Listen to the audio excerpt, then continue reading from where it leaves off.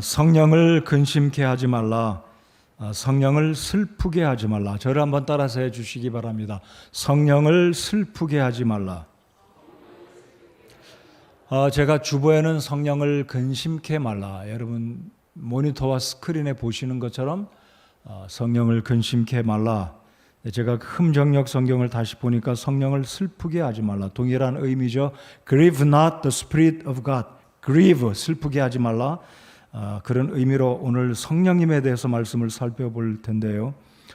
이제 제가 지난 2주간에 걸쳐서 17절부터 32절까지 두 번에 걸쳐서 이 본문을 10가지 우리가 그리스도인이 되었기 때문에 옛사람을 벗어버리고 새 사람을 입을 것 10가지를 살펴보았는데 이제 오늘 읽었던 이 구절 30절은 따로 제가 떼어놓았습니다. 성령과 관계된 말씀이기 때문에요. 한 성경학자 제임스 몽고메리 보이스라는 신학자는 이렇게 옷을 두 가지로 이야기했어요. 본문을 가리켜서 벗어버리고 입어야 될 옷을 가리켜서 수의와 혼례복이다. 제가 지난 주인가요?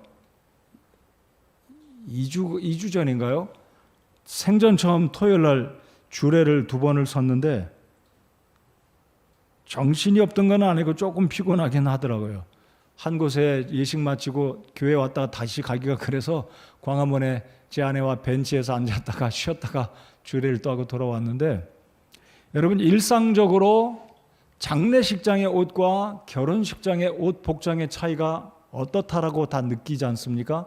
우리나라 말 속담에 옷이 날개다란 말이 있는데 장례식장의 옷은 아무래도 무겁고 어둡고 칙칙한 분위기라면 혼인 예식장의 꽃이라고 할 수 있는 신부의 아름다운 드레스를 보면 얼마나 화사하고 예쁘고 밝은지 그 드레스를 입은 아리따운 신부를 볼 때 우리의 마음마저 기분이 좋아지고 흐뭇해지는 느낌이 듭니다. 근데 이 몽고메리 보이스라는 이 주석가는 이 17절로 32절에 옛사람을 벗어버리고 새사람을 입으라 이 구절을 가리켜서 표현할 때 수의와 혼례복이다 이런 표현을 대조적인 그 표현을 했습니다. 자, 우리가 에베소서 2장 1절의 말씀을 보면 우리 모두는 죽었었다라고 말합니다. 허물과 죄로 죽었던 우리가 하나님의 복음의 능력으로 예수 그리스도의 은혜로 다시 살아났습니다. 여러분 죽었다가 살아난 분들인가요? 우리 모두는 예수 그리스도를 구주로 영접했다면 100% 우리의 영이 죽었다. 우리 몸은 아직 죽은 적이 없지만 우리의 영은 분명히 죽었다가 살아났습니다. 자, 그래서 죽을 뻔했다 이 말은 어울리지가 않고 그리스도인들은 우리의 영, 혼, 몸의 이 세 영역에 있어서 영은 분명히 죽었다가 살아나서 하나님을 의식하고 하나님을 알고 하나님과 교제하고 특별히 우리 속에 하나님의 성령이 들어오심으로 새 생명을 얻게 되었다라는 것입니다. 그래서 오늘은 이제 17절로 32절까지 옛사람을 벗어버리고 새 사람을 입어야 되는 어찌 보면 마지막 이제 30절 말씀으로 어찌 보면 정리를 해보는 시간이 되겠다라고 생각이 듭니다.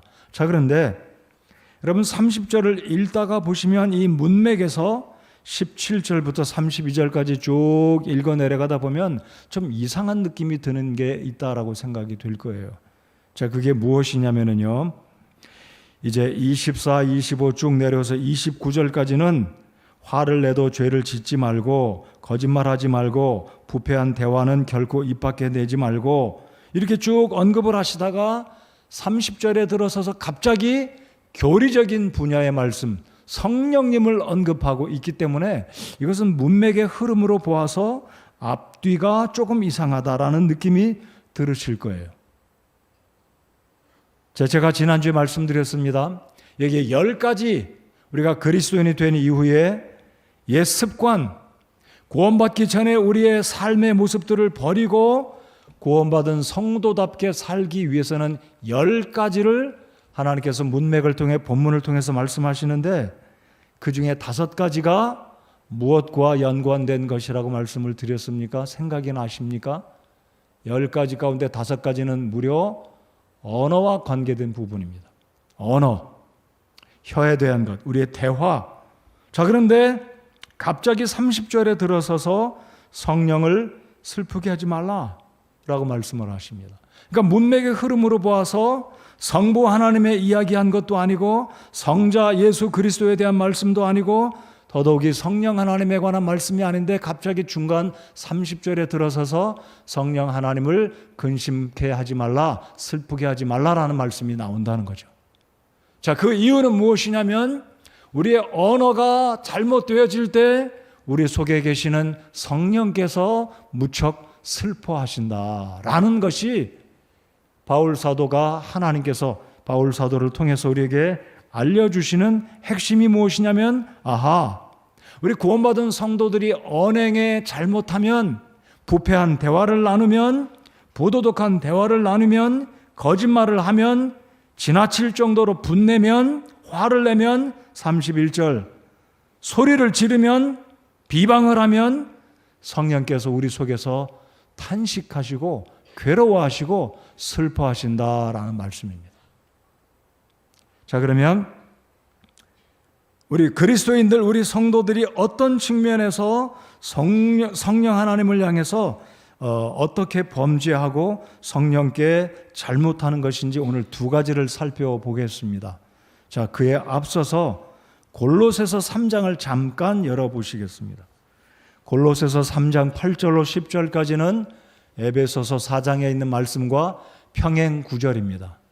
평행 구절이다라는 의미는 옛사람을 벗어버리고 새사람을 입으라는 말씀과 같은 의미의 말씀을 평행선상에서 바울 사도가 골로새 교회의 성도들에게 권면하고 있다. 똑같은 측면입니다. 자, 골로새서 3장 8절 10절을 다 펴서 한 목소리로 저희들 같이 읽겠습니다. 다 피셨습니까? 자, 골로새서 3장 8절로 10절까지 함께 봉독하겠습니다. 시작. 이제는 너희도 이 모든 것을 내버리라. 곧 분노와 진노와 악의와 신성 모독과 너희 입에서 나오는 더러운 대화라. 서로 거짓말하지 말라. 너희는 옛사람과 그의 행위를 벗어버리고 새사람을 입었는데 이 새사람은 그를 창조하신 분의 형상을 따라 지식에서 새로워진 자니라. 자, 큰 틀에서 볼 때 에베소서 4장 17절로 32절까지 방금 읽은 골로새서 3장 8절로 10절까지는 똑같은 주제로 이야기한다라는 것입니다.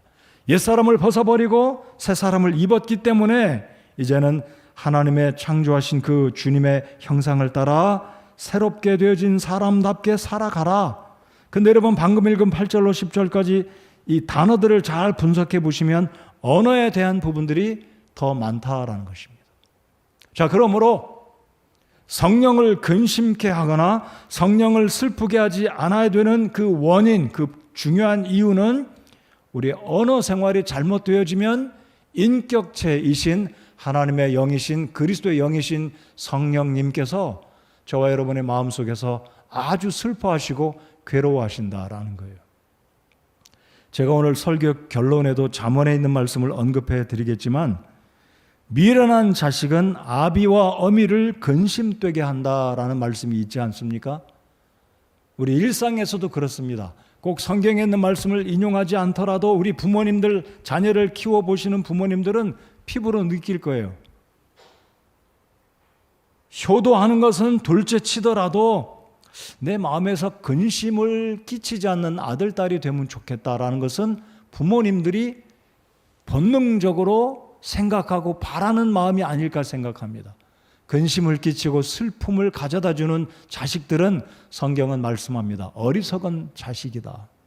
자, 그렇다면 우리 성도들에게 있어서 성령 하나님을 향해서 근심을 끼치고 마음을 슬프게 하는 우리의 언행이 된다면 그 성도 또한 어리석은 성도다라는 측면에서 동일하다라고 생각합니다. 부모의 마음을 아프게 하는 자들이 어리석은 자녀이듯이 우리 구원받은 하나님의 자녀들이 하나님이신 그분, 우리 성령님을 근심되게 하는 것은 어리석은 자다. 그 어리석음이란 언행을 잘못할 때, 우리의 대화, 우리의 입술, 우리의 혀를 잘못 관리하면 어리석은 성도다, 성숙하지 못하다라고 말씀을 드릴 수가 있겠습니다. 자, 그래서 옛사람을 벗어버리고 새 사람을 입어야 될, 어떤 학자는 5가지로 이야기하지만 저는 디테일하게 2주간에 걸쳐서 10가지라고 말씀을 드렸습니다. 그 중에 하나가 이제 여기에 성령을 근심하게 하지 말라, 성령을 슬프게 하지 말라라는 말씀입니다. 자, 오늘 성령님은 누구이신지 먼저 살펴보겠습니다. 아마 대부분 오늘 저녁에 나오신 여러분들은 성령님이 누구이신지 대부분 아실 겁니다. 자, 여러분, 우리 성경에 보면 우리 하나님은 새 인격으로 계십니다. 이것은 아마 천국에 가야 이해가 되지, 이 땅에서 사는 한 제 아무리 신학을 수십 년 하고 목사가 돼도, 집사가 돼도 엄청난 헌신을 하나님께 드린다 한들 우리 하나님이 어떻게 한 하나님 속에 새 인격으로 동시에 존재하실까 잘 납득이 안 되리라고 생각합니다. 저와 여러분은 한 사람인데 그 속에 한 인격밖에 없습니다. 우리가 만약에 한 사람 속에 2 인격으로 존재한다면 그 사람은 별종일 겁니다. 아마 사람이 아닐 거예요. 근데 우리 하나님은 각별하십니다.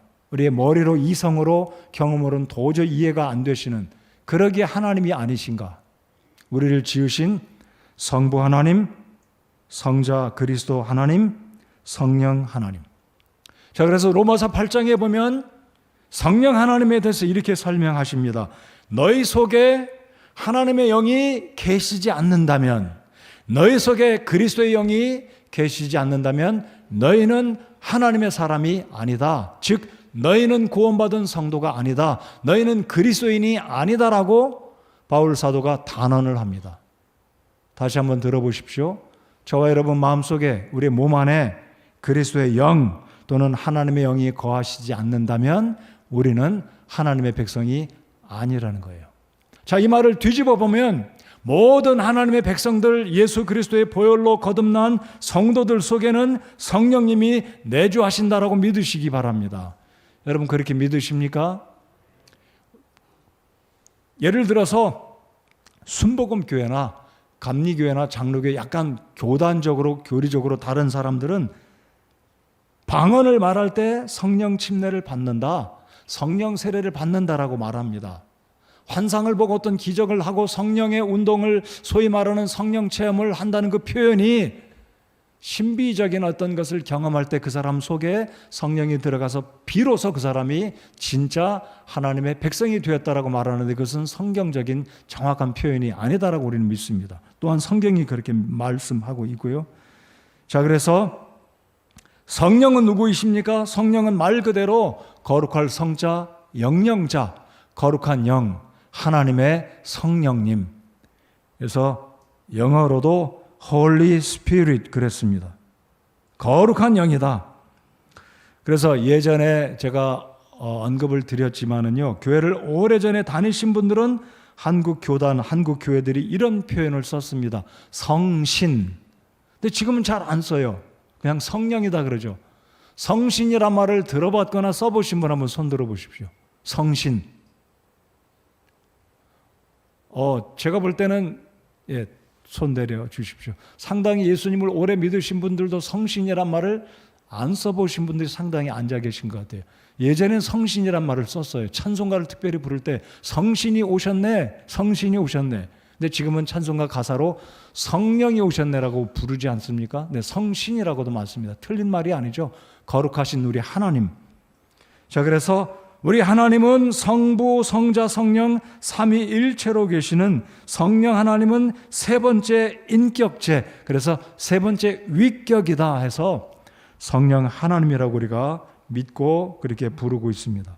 근데 이 성령 하나님은 우리를 지으신 창조주 하나님이십니다. 성부 하나님도, 성자 하나님도, 성령 하나님도 창세기 1장 1절에서 말씀하시는 처음에 하나님이 천지를 창조하셨다라고 말씀하실 때 성부 하나님만이 창조하신 것이 아니라 성자 하나님이신 예수님도, 성령 하나님이신 우리 성령님도 천지를 창조하신 창조주이십니다. 그래서 우리 성령님은 인격으로 존재하시고 하나님이십니다라고 우리가 믿습니다. 또한 성령 하나님은 어떤 분이십니까? 세상에 대해서 죄를 지적하고 책망하시는 역할을 합니다. 그래서 세상으로 하여금, 사람들로 하여금 하나님 앞에 돌아와서 회개하고 구원받도록 도와주시는 분이 우리 성령 하나님이십니다. 성령 하나님은 뿐만 아니라 예수 그리스도께서 말씀으로 계셨지만 우리를 구원하러 사람의 몸을 입고 이 땅에 오실 때 마리아에게 하나님의 성령께서 초자연적으로 역사하심으로 우리 예수님께서 잉태되셨고 사람의 몸을 입고 이 땅에 오셨습니다. 뿐만 아니라 우리 성령 하나님은 죄인들이 복음을 들을 때에 우리의 마음을 비춰주시고 조명해 주심으로 내가 어떤 일을 저질렀고 어떤 죄가 있는지 깨닫게 해주시고 회개케 해주시고 우리 마음에 감동을 해주셔서 거듭나도록 도와주시는 역할을 하시는 분이 성령 하나님이십니다. 방금 말씀드렸듯이 성령 하나님은 로마서 8장에서 언급하신 것처럼 그리스도의 영이다 또는 하나님의 영이다 라고 말합니다. 자, 여러분에게 아까 말씀드렸듯이 우리가 영과 혼과 몸으로 지음받은 하나님의 형상을 지닌 사람들인데 그리스도인들은 우리의 영이 살아났습니다. 자, 그러면 여러분에게도 영이 있습니까? 없습니까? 영이 있습니다. 우리의 영이 살아났기 때문에 영들을 분별하는 능력도 있고 영이신 하나님과 교제할 수 있고 교통할 수 있고 하나님 말씀을 읽거나 듣거나 전할 때 가르칠 때 복음을 전할 때 우리의 영이 기쁘기도 하고 능력을 받기도 하고 느낌으로 감동을 받고 성령 하나님과 교류할 수가 있게 되는 것입니다. 그래서 고린도 전서 2장과 3장에 있는 말씀을 보면 구원받은 그리스도인들은 성령께서 하시는 일을 이해할 수 있다라고 말씀하시지만 구원받지 못한 자들은 성령의 일을 이해하지도 못할 뿐만 아니라 그것을 받아들이지도 않는다라고 말합니다. 부정한다라는 것이죠. 왜냐하면 영이 죽어 있기 때문에, 믿음이 없기 때문에. 오늘 오후에도 우리 신학생들과 사역자들과 구령하러 바깥에 나가서 전도를 하는데 82살 된 분이 남녀 호랑 개교를 믿는다고 하시면서 성경을 부정하고 하나님을 부정하는 아주 강팍한 마음을 제가 보면서 마음이 참 안타까웠습니다. 그러니까 구원받지 아니한 이 영이 죽어 있는 분들은 미혹된 영에 의해서 거짓된 가르침에 속아서 하나님의 말씀을 믿지 못하게 되는 상태까지 떨어진다는 거죠. 참 안타까웠습니다. 자, 그러면 간략하게 제가 성령님이 어떤 분이신지 말씀을 드렸는데요. 우리 성령 하나님은 사도행전 1장 8절의 말씀처럼 교회의 능력을 더하시고 구원받은 우리 그리스도인들로 하여금 예수님의 부활을 증거할 수 있는 증인이 되도록 힘을 주시는 일들도 오늘 이 시대에 여전히 하고 계십니다. 자, 오늘 제가 여러분과 함께 에베소서 1장부터 6장까지 성령님이 하시는 일이 무엇인지 살펴보겠습니다. 자, 4장 30절에 있는 말씀을 제외하고 살펴보면 에베소서 1장부터 6장까지 한 장도 빠짐없이 하나님은 바울 사도를 통해서 성령님이 어떤 일을 하시는지 에베소서 1장부터 6장까지 이야기를 하고 계십니다. 자, 1장을 열어서 한 절씩 잠깐 저희들이 살펴보고 짚고 넘어가면 도움이 되겠다 생각이 됩니다. 자, 1장을 열어주시기 바랍니다. 자, 13절을 보십시오. 제가 어제 저녁에 에베소서를 쭉 보면서 에베소서에서 언급되고 있는 성령은 어디에 있는지 쭉 찾아보니까 1장 13절 17절에 있습니다.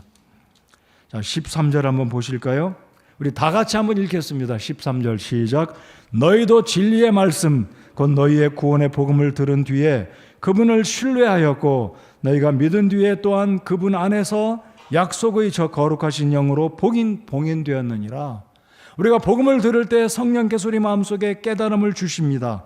이해하도록 도와주십니다.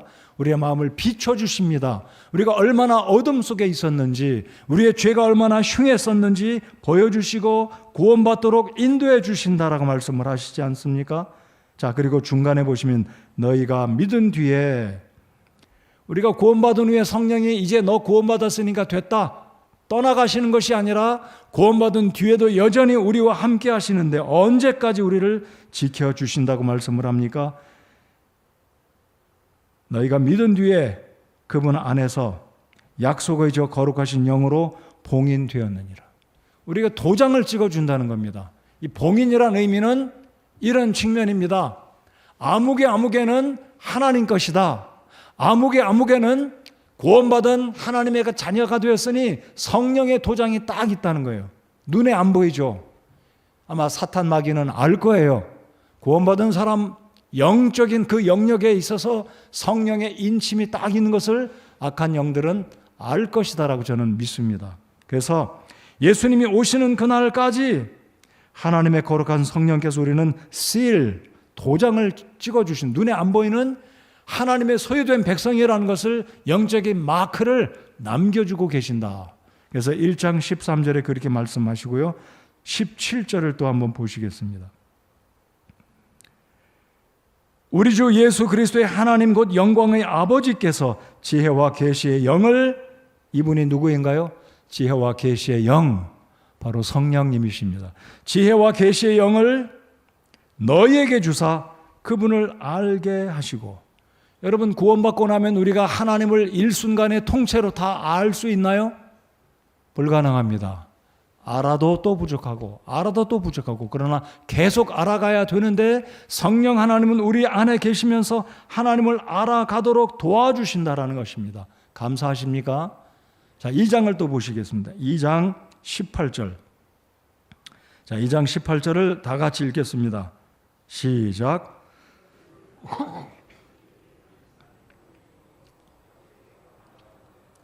자, 방금 읽은 이 1장 17절에서는 하나님을 알도록 계속 우리를 도와주신다고 말씀하신 반면에, 자, 이제 2장 18절에서는 뭐라고 말씀하시냐면, 아버지께 나아가도록 우리에게 믿음을 더하시고 하나님께 친밀감을 갖고 하나님과 교제할 수 있도록 우리를 도와주시고 인도하시고 지원해 주신다.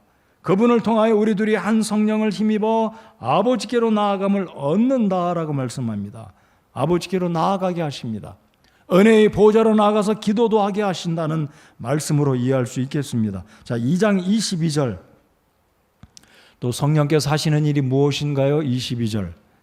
그분 안에서 너희도 성령을 통해 하나님의 처소로 함께 세워져 있느니라. 이 의미의 말씀이 무엇입니까? 우리 구원받은 성도들이 지역교회, 어떤 교회, 우리 행당동에 있는 성서침례교회 멤버로 든든히 세워져 가도록 성령께서 우리를 하나로 묶어주시고 도와주시는 일을 하고 계신다라는 겁니다.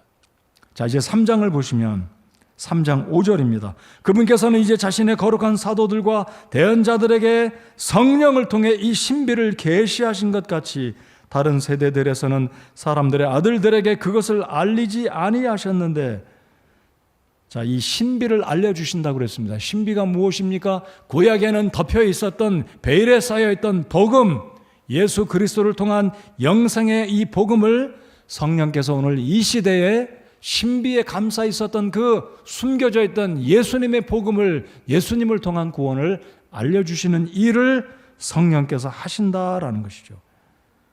자, 16절을 또 보시겠습니다. 3장 16절. 자, 성령께서 하시는 일이 놀랍습니다. 우리를 구원받게 하고 떠나시는 것이 아니라 진일보, 우리를 어떻게 도우신다고 말씀합니까? 16절 다 같이 읽겠습니다. 시작. 그분께서 자신의 영광의 풍성함에 따라 자신의 영을 통해 속사람이 능력으로 강건하게 됨을 너희에게 허락하시며. 자, 바울 사도를 통해서 하나님은 무엇을 말씀하시고 계십니까? 성령 하나님은 우리를 구원받을 때, 우리가 구원받는 순간 우리의 마음에 지혜 주시고 믿음 주시고 감동을 주셔서 예수님을 영접하고 거듭나게 하십니다.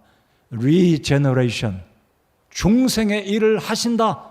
그런데 이 16절에 보시면 하나님을 통해 우리의 속사람을 능력으로 강건하게 되도록 도와주시는 일을 지금도 성령께서 하고 계십니다. 여러분, 우리의 겉사람은 자꾸 늙어가고 약해지고 쇠약해져 갑니다. 어쩔 수가 없어요. 마음이 서글프지만 인정해야 됩니다. 근데 우리의 속사람은 강건해질 수 있고 강건해져 가고 있고, 이 일을 성령께서 하고 계신다. 저는 지금도 하고 계신다라고 믿어요. 여러분, 말씀 들을 때 힘이 나십니까? 말씀을 들을 때 그렇구나 위로가 되십니까? 이게 바로 성령께서 우리의 속사람을 지금 이 순간에도 강건하도록 우리를 도와주신다는 사실입니다. 자, 이제 4장을 가볼까요? 4장 3절에 또 성령이 하시는 일이 무엇이라고 말씀하십니까? 4장 3절, 화평에 매는 띠로 성령이 하나 되게 하신 것을 힘써 지키라. 여러분, 성령 하나님은 교회를 하나로 묶어주셨습니다. 지금도 우리를 묶어주고 계십니다. 이 일을 하고 계신 거예요. 얼마나 감사합니까? 자, 4장 3절, 4장 4절 보시면, 너희를 부르심의 한 소망 안에서 너희가 부르심을 받은 것 같이 한 몸과 한 성령이 있고, 그러니까 성령님은 우리 많은 지체들을 한 몸으로 묶어주시고 인도에 가고 계시는 일을 성령 하나님은 하고 계신다라는 것입니다. 자, 5장 9절, 5장에도 또 있습니다. 5장 9절 다 같이 읽어보시겠습니다. 5장 9절 시작. 성령의 열매는 모든 선함과 의와 진리 안에서 있느니라. 성령은 우리로 하여금 열매를 맺게 한다는 사실을 5장 9절을 통해서 알 수 있습니다. 5장 18절 너무나 유명한 구절이죠. 5장 18절 다 같이 읽겠습니다. 시작. 술 취하지 말라. 거기에는 과도함이 있나니 오직 성령으로 충만하라. 성령님은 우리를 구원받은 이후에 충만케 하시는구나. 성령 침례를 일회적으로 주고 계신다면 그 다음으로 다회성으로 다발성으로 우리가 육신의 욕심으로 충만하는 것이 아니라 성령 하나님 우리를 지배하시고 충만하시도록 도와주시고 역사하신다라는 것을 18절을 통해서 알 수 있습니다. 자, 그러면 6장 마지막에 보시면 17절 18절. 자, 5장 18절도 굉장히 중요한 구절이지만 6장 17, 18절에 어떻게 말씀하십니까? 구원의 투구와 성령의 검 곧 하나님의 말씀을 취하라. 이 하나님의 말씀은 때때로 우리에게 성령의 검이 될 수 있구나. 마귀를 물리칠 수 있는 유일한 우리의 무기. 여러분, 에베소서 6장을 가서 살펴보겠지만은요, 우리에게는 영적인 무기가 딱 하나밖에 없어요. 대부분은 다 방어하는 무기들입니다. 투구, 흉배, 허리띠, 신발. 근데 딱 하나 유일한 무기가 성령의 검입니다. 하나님의 성령께서 말씀을 통해 우리에게 사탄을 물리칠 수 있는 힘, 역량, 무기가 되어주시기도 한다라는 말씀. 그런 측면에서 성령님의 도우심. 자, 이제 18절을 다 같이 읽겠습니다. 6장 18절 시작. 모든 기도와 간구로 성령 안에서 항상 기도하되 모든 성도를 위해 모든 인내와 간구로 그의 일에 깨어 있고. 성령 안에서 기도할 때 성령님이 도와주신다. 여러분, 바울 서신에 보면 이런 말씀이 있지 않습니까? 성령께서 기도할 때 우리를 도와주신다. 내가 무엇을 기도할지 알지 못하지만 내 심령 속에, 내 영혼 속에 탄식하는 어떤 부르짖음으로 생각나게 해서 누군가를 위해서 중보기도하게 하고 무엇인가를 위해서 간절히 기도하도록 내 심령을 이끌어가는 그 일을 성령 하나님이 하신다는 겁니다. 경험해 보셨습니까? 어떤 때는 기도하다 보면 기도하기 전에 이걸 위해서 기도해야지 하지 않았는데 갑자기 내 마음속에서 간절히 무엇을 위해서, 누군가를 위해서 간절히 기도할 때가 있습니다. 그때가 바로 성령께서 우리가 무엇을 위해서 기도할지 알지 못하지만 알 바를 모르되 우리 성령께서 우리 마음속에서 우리의 영혼에게, 우리 심령 속에 간절하게 무엇인가를 위해서, 누군가를 위해서 특별한 기도 제목을 두고 기도하게 하신다라는 것입니다. 자, 그러면 이제 세 번째로, 과연 우리 그리스도인들이 어떻게 하면 성령을 향해서 죄를 짓는 것인가? 어떻게 할 때 성령님이 슬프게 되시고 우리 안에서 근심하게 되시는지. 근데 사실 제가 이미 말씀드렸습니다. 다양한 죄를 지으면 성령께서 근심하시지만, 자, 본문의 문맥에서 핵심의 의미로 하나님은 바울 사도를 통해서 너희가 성령을 슬프게 하지 말라라고 말씀하신 이유가 무엇 때문이라고요? 그 주된 이유는 우리가 어떻게 할 때 구원받은 성도의 마음속에 계시는 성령께서 근심하시고 슬퍼하신다고요? 우리 언행이 잘못될 때, 우리가 하나님께 다른 측면에서 잘못하고 죄를 지어도 우리 속에 계신 성령께서 근심하신 것은 당연합니다. 근데 본문에 있는 말씀에 핵심 포인트는 우리의 언행이 우리의 말에 있어서 잘못되어질 때 성령께서 슬퍼하시고 근심하신다라는 것입니다. 자, 4장으로 다시 돌아오시겠습니다.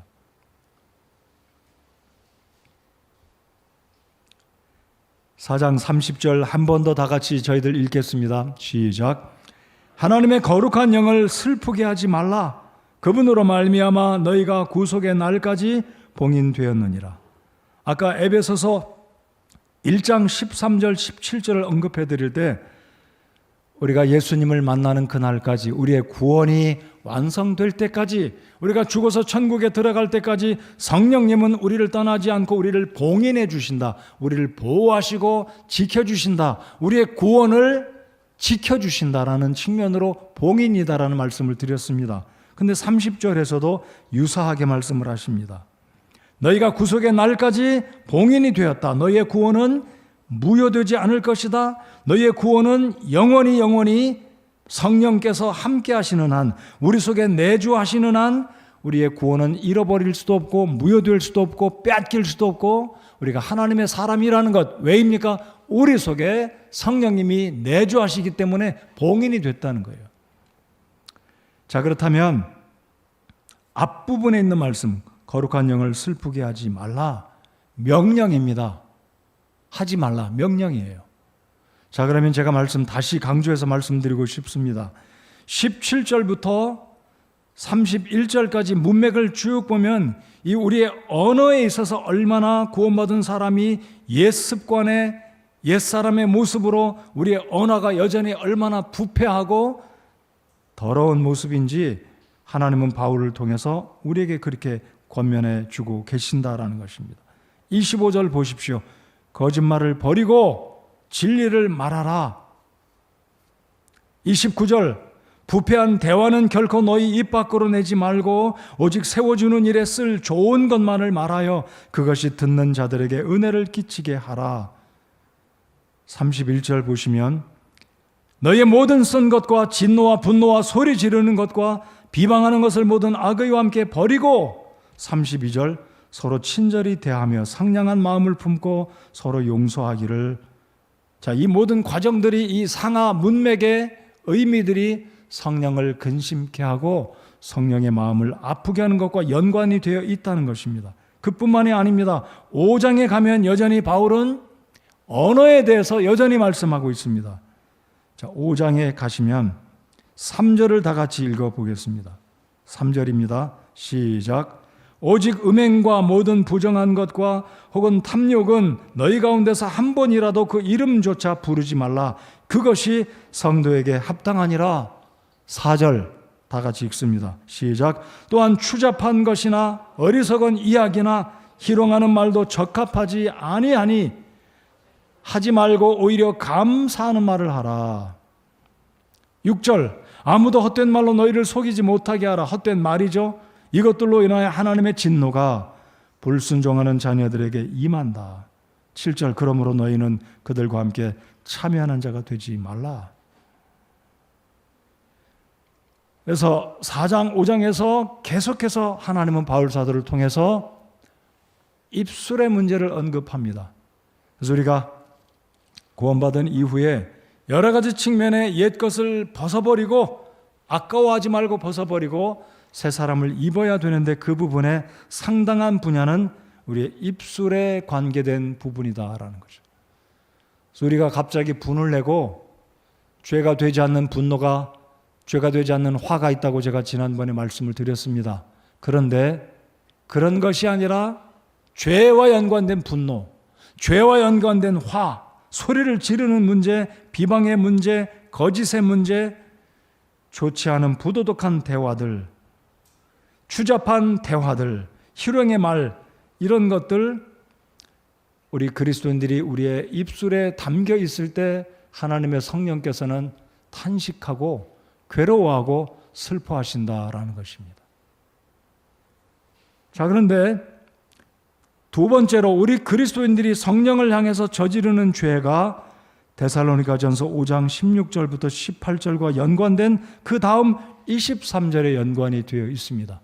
자, 데살로니가전서 5장을 열어보시기 바랍니다. 근데 이 데살로니가전서 5장도 문맥의 흐름을 보아서 성령을 근심케 하고 성령을 슬프게 하는 이 죄, 그리고 이제 23절에서 말씀하시는 이 성령과 연관되어지는 두 번째 이 죄 또한 19절이죠. 19절을 보면 문맥과 연관되어져서 볼 때 우리 구원받은 성도들이 어떻게 할 때 성령의 뜻과 의지를 억누르는 죄를 범하는지 이 문맥을 잘 보시면 어렵지 않게 이해할 수가 있을 것입니다. 자, 16절부터 18절까지 우선 다 같이 먼저 읽도록 하겠습니다. 시작. 항상 기뻐하라. 쉬지 말고 기도하라. 모든 일에서 감사하라. 이것이 그리스도 예수님 안에서 너희에 대한 하나님의 뜻이니라. 자, 하나님의 뜻을 우리가 알기 원하지 않습니까? 누구랑 만나서 결혼을 해야 되는지, 어떤 직장을 구해야 되는지, 어떤 사업을 해야 되는지 때때로 우리가 하나님의 뜻을 알기 위해서 무진 애를 쓰고 고민할 때가 있어요. 근데 이 세 구절은 하나님의 뜻이 무엇이다라고 간략하게 말씀하십니다. 항상 기뻐하라. 쉬지 말고 기도하라. 모든 일에서 감사하라. 이것이 예수님 안에서 구원받은 성도 여러분, 저와 여러분에게 하나님이 원하시는 뜻이다라고 말씀을 하시고, 그에 이어서 따라오는 구절이 무엇이냐면 19절입니다. 성령을 억누르지 말라. 자, 그러면 이 문맥에 있어서 그리스도인들이 성령을 향해 짓는 두 가지 죄, 첫 번째는 에베소서 4장 30절 문맥에 이어서 우리가 볼 때 우리의 언어가 잘못되면 우리 마음속에 내주하시는 성령께서 괴로워하시고 슬퍼하시고 탄식하신다는 거죠. 두 번째, 우리 그리스도인들이 성령을 향해 죄를 짓는 것은 성령을 억누르는 죄입니다. 개역성경은 이를 가리켜서 성령을 소멸하지 말라 그랬어요. Quench not the Spirit. 아까 제가 말씀드린 것은 grieve not the Spirit 그랬고요. Quench not. 성령을 끄지 말라, 소멸하지 말라. 소멸이란 말은 끈다는 말이잖아요. 근데 문자적으로 우리가 성령님을 끌 수가 없어요. 성령님을 소멸시킬 수 없습니다. 쉽게 말씀드려 보겠습니다. 여러분, 하나님을 우리가 소멸시킬 수 있나요? 소멸이라는 것은 없어진다는 거잖아요. 자, 흠정역 성경은 그래도 개역보다는 더 잘 번역이 됐다고 생각합니다. 억누르지 말라. 우리가 때때로 어른들은, 권위주의자들은 아랫사람들, 부하 직원들 억누를 때가 있어요. 강제적으로 자신의 권위를 가지고. 근데 우리 그리스도인들이 성령을 억누르는 일이 일어날 수 있다는 것인가요? 자, 그게 가능한 일인가요? 대답은 여러분 알쏭달쏭하신 것 같아요. 고개를 앞뒤로 끄덕이신 분도 있고 가만히 계신 분도 있는 것 같아요. 여러분, 우리 그리스도인들이 성령님을 억누를 수 있다는 거예요. 어떻게 해요? 성령님은 항상 기뻐하라 말씀하십니다. 하나님은 우리에게 항상 기도하라고 말씀하십니다. 모든 일에서 감사하라고 말씀하시는데도 불구하고 우리가 믿음으로 순종하지 않고 하나님의 뜻을 알면서도 기뻐하지 않고 원망하고 불평하고 하나님께 대해서 짜증내고 기도하지 않고 인간적인 방법으로 어떤 일을 시도하려고 하고 모든 일에 감사하는 것을 알면서도 감사하지 않는 이것이 바로 성령님을 억누른다는 거죠. 이런 측면에서 우리 그리스도인들은 성령님을 향해 두 가지 죄를 짓는데, 첫 번째는 성령님을 매우 슬프게 한다. 두 번째는 성령님의 뜻은 항상 기뻐하고 쉬지 말고 기도하고 어떤 상황에서도 감사하라고 하나님이 분명히 말씀하시지 않습니까? 너희에 대한 하나님의 뜻이다. 성령님의 뜻이다. 아니, 이렇게 말씀드려 볼까요? 이렇게 여쭤볼까요? 하나님의 뜻은 곧 성령님의 뜻이다. 인정하십니까? 성령님의 뜻은 곧 하나님의 뜻이다. 동일하다고 믿으십니까? 그렇습니다. 그러면 답은 분명해요. 성령을 억누르는 것은 하나님의 뜻을 억누르는 거예요. 그러므로 데살로니가전서 5장이 문맥에서 성령을 억누르지 말라는 의미는 하나님이 우리를 향하신 하나님의 뜻은 어떤 환경에서도 항상 기뻐하고 쉬지 말고 기도하기를 힘쓰고 애써야 되고 모든 일들에서 감사해야 되는데, 우리가 때때로 믿음이 연약해져서 환경의 지배를 받다 보니까 하나님의 뜻을 거스리고 성령의 뜻을 억누르는 거예요. 우리 마음속에서 성령님은 너 기뻐하라 그런 감동을 주시고 기도하라고 주님 말씀하시고 감사하라고 말씀하심에도 불구하고 우리가 그냥 이성적으로 생각하고 염려하고 불평하고 그러다 보니까 성령의 뜻을 자꾸 억누르는 거예요. 기도는 해야 되는데 기도가 아니라 손이 가고 내 뜻이 가고 내 힘으로 하려고 하다 보니까 성령의 뜻을 자꾸 억누르는 겁니다. 이것이 바로 바울 서신을 통해서 우리가 알아야 되는 구원받은 성도들이 성령님을 향해서 저지르는 두 가지 죄, 성령님을 슬프게 하고 성령님의 거룩하고 놀라우신 그 뜻을 내 의지와 내 생각과 내 믿음 없는 행위로 말미암아 억누른다는 거죠. 그것이 소멸시킨다는 뜻으로 성경이 번역되었다라는 것입니다. 자, 그래서 에베소서 4장으로 다시 돌아오셔서 결론의 말씀을 저희들 한번 살펴보겠습니다. 꼭 기억하시기 바랍니다. 에베소서 4장 17절부터 마지막 32절까지는 옛사람을 벗어버리고 새사람을 입어야 되는데 그 10가지, 정확하게 9가지 또는 5가지로 줄일 수 있겠지만은요, 상당한 분야에서 우리가 옛사람을 벗어버리고 새사람을 입어야 되는 상당한 비중은 우리의 언어라는 거죠. 왜입니까? 우리의 말이 바뀌면 우리의 생각이 바뀌어집니다. 우리의 생각이 안 바뀌면 언어가 안 바뀝니다. 우리의 말씨가 안 바뀌면 거칠어집니다. 우리의 말이 안 바뀌면 삶이 그렇게 나타나집니다. 그런 말 하잖아요. 생각이 안 바뀌면 말도 안 바뀌고 말이 생각 속에서 나오고 그 사람의 생각이 안 바뀌면 곧 행동으로 이어진다라고 말씀하지 않습니까? 그래서 하나님은 바울 사도를 통해서 4장 30절에서 하나님의 거룩한 영을 슬프게 하지 말라. 내 입술에서 비방의 말이 나오고 거짓이 나오고 추잡한 말이 나오고 어리석은 이야기나 희롱의 말이 나오고 비방의 말이 나오고 부패한 대화가 있을 때 거룩하신 하나님은 거룩한 백성된 우리의 마음속에서 우리 몸 안에 계신 성령께서 괴로워하신다는 사실. 성령께서 괴로우실 때 우리의 심령 또한 기쁠 리가 만무합니다. 제가 자주 그런 표현을 쓰지 않습니까? 구원받은 사람이 성령이 괴로워하고 걱정하시고 슬퍼하시는데 내 심령이 기쁘고 아주 어쩔 줄 몰라 기뻐 난리가 났다. 구원받은 사람은 절대로 그럴 수 없다는 거예요. 내 속에 계신 성령이 괴로우면 나도 괴롭습니다.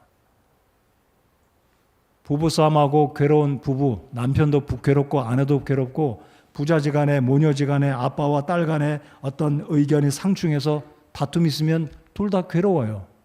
한 사람이 행복해 겨워할 수가 없다는 거죠. 여러분, 그리스도인이 성령을 향해 죄를 지었습니다. 본문에 관계된 말씀으로만 말씀드리겠어요. 헌금을 안 했다, 음란했다, 여러 도둑질을 했다, 기타 다른 죄를 지은 것은 당연히 포함되는 의미겠지만은요. 오늘 에베소서 4장에서 본문에서 말씀하시는 이 문맥에 연관되어서 우리 그리스도인들이 언어로 있어서 여기 말씀드린 것처럼 24절로 32절까지 제가 중복해서 또다시 읽지는 않겠습니다. 5장에서 3절, 2절 이런 언급된 이 구절들과 연관돼서 우리 그리스도인들이 언어에 있어서 하나님의 성령을 슬프게 할 때 절대로 내 자신이 기쁘고 평안하고 잘했다, 만족한다, 이럴 수가 결코 없다는 거예요. 이런 삶을 통해서는 우리가 성숙에 이를 수가 없다는 사실을 꼭 기억하시기 바랍니다. 그래서 성령 하나님은 인격체이십니다. 내가 무시하고 억누르고 내 입에서 좋지 않은 말이 나오고 거짓이 나오고 비방이 나오고 추잡한 말, 조롱하는 말, 덕이 되지 않는 말, 은혜가 되지 않는 말, 부정적이고 남을 헐어내리는 말을 하게 되면 내 속에 있는 성령께서 괴로워하시고 슬퍼하신 것을 내 영혼이 느껴야 됩니다. 성숙한 그리스도인이라면 느끼게 되고 그 일로 인해서 괴로워하고 그 다음 단계는 어디로 가야 되겠습니까? 회개하고 자백하고 하나님 제 입술을 제가 지키지 못했습니다. 제 혀로 죄를 지었습니다. 하나님께 자백하고 주의 용서를 구하고 주의 보혈로 우리를 다시 덮으시고 새롭게 해주시고 정결케 되게 해달라고 우리가 하나님께 기도해야 할 것입니다. 자, 그래서 아까 제가 말씀드렸듯이 잠언에 있는 말씀처럼 어리석은 아들은 어미의 근심이 된다라고 말씀을 드린 것처럼 우리 구원받은 성도들은 성령을 근심케 하고 슬프게 해서는 결코 안 될 것입니다. 여러분, 우리의 입술의 언어들, 대화들, 부정적인 대화인지 부패한 대화인지 비방하는 말인지 은혜스럽고 덕스러운 말인지 우리 자신들의 혀를 다시 한번 돌아보시기 바랍니다. 오늘 그래서 우리 하나님께서 이 말씀 17절로 32절까지 버리고 입어야 되는 이 부분에 있어서 내가 아직도 바뀌어져야 될 부분들은 어떤 부분인지 특별히 이 10가지 가운데 5가지 분야는 언어라고 제가 말씀을 드렸습니다. 우리의 우리의 언어를 살펴보고 성령 하나님께 기쁨이 되는 우리의 언어가 되기를 바랍니다. 그렇게 될 때 우리가 성숙한 단계에 이르러서 하나님께 영광이 되고 성령 하나님을 참으로 기쁘게 하는, 그래서 갈라디아서에 있는 말씀처럼 열매를 맺는 하나님의 자녀가 될 줄 저는 믿고 확신합니다. 이 시간 함께 자리에서 일어나서 찬송하시겠습니다.